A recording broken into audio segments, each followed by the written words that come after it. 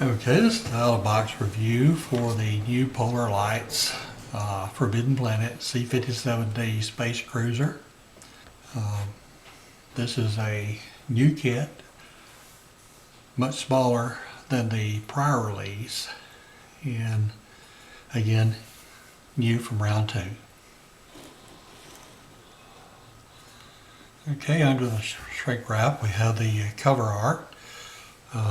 Very well rendered, looks really good.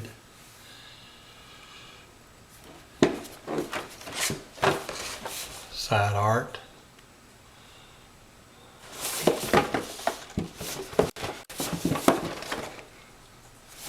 And looks like all the sides are the same. And here's the back. This says C-57D Space Cruiser.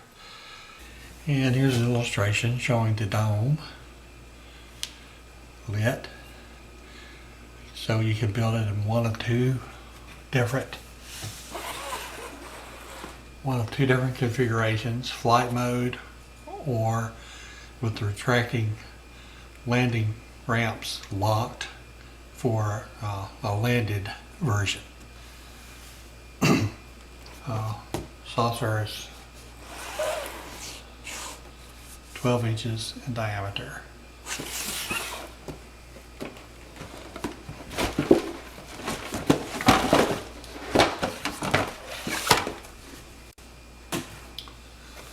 Okay, inside the box we have a package of clear parts.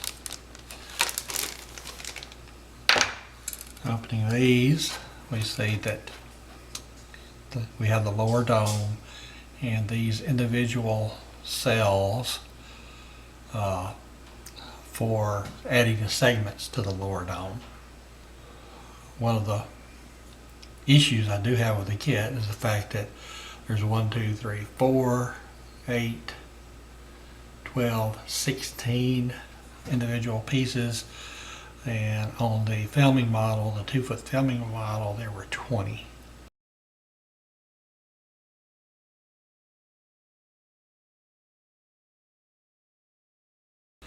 So that is one discrepancy. But this dome comes frosted, so it's ready to be lit, and that's a pretty nice design decision on round 2's part.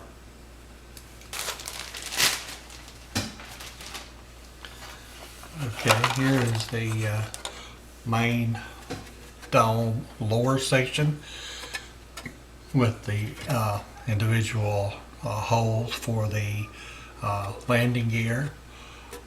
There is a slight angle to that, which is very correct from what I've read.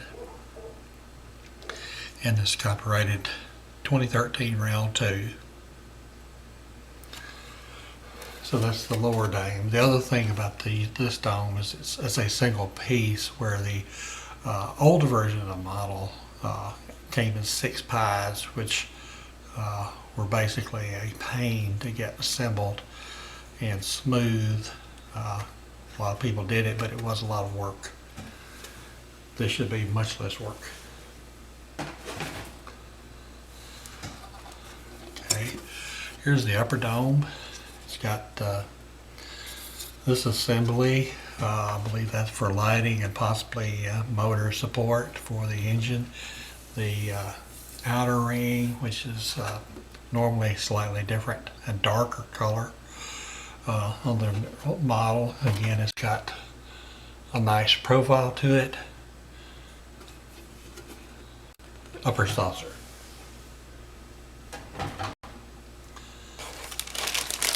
One more bag.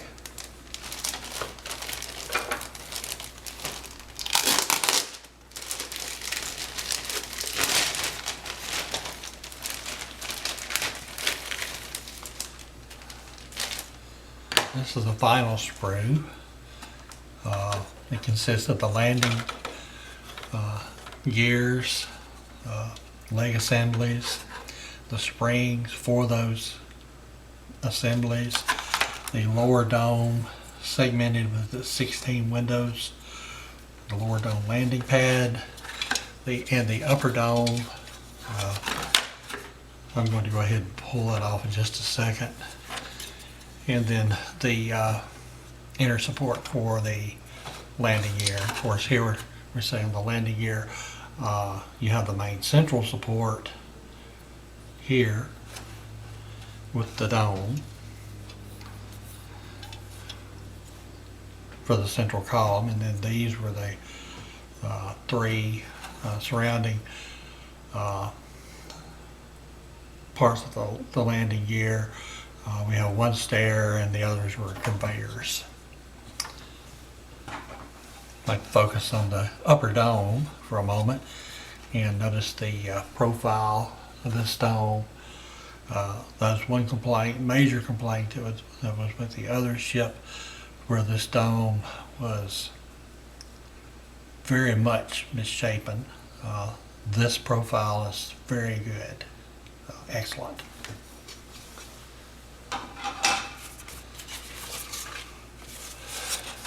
Got a little round tube plier with some of their models. The assembly instructions. Not going to go into a lot of details on these because they are available on Round 2's website. You can see though it's a pretty straightforward, if built out of box with no lighting, very straightforward build. And again, another image for Robbie. And a little Round 2 mailing list card.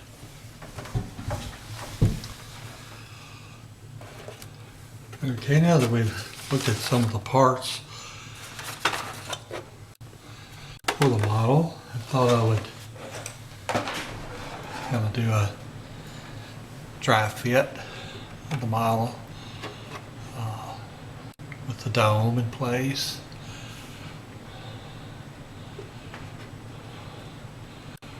Showing the profile. Of course, the landing legs are not in yet.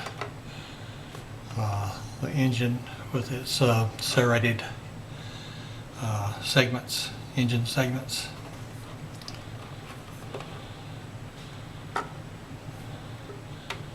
And again, the edge-on profile of the ship. I did notice there's a little modeling on the surface, some minor scratches, but very minor. Nothing that we all haven't had to deal with before. And for size reference, here's the lower dome of the 1701 Enterprise, which is, as you can see, it's about an inch or so larger in diameter than this model is.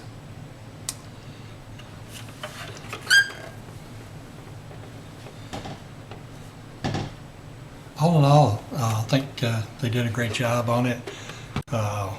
Looking forward to getting started on this. I hope I don't get too ambitious.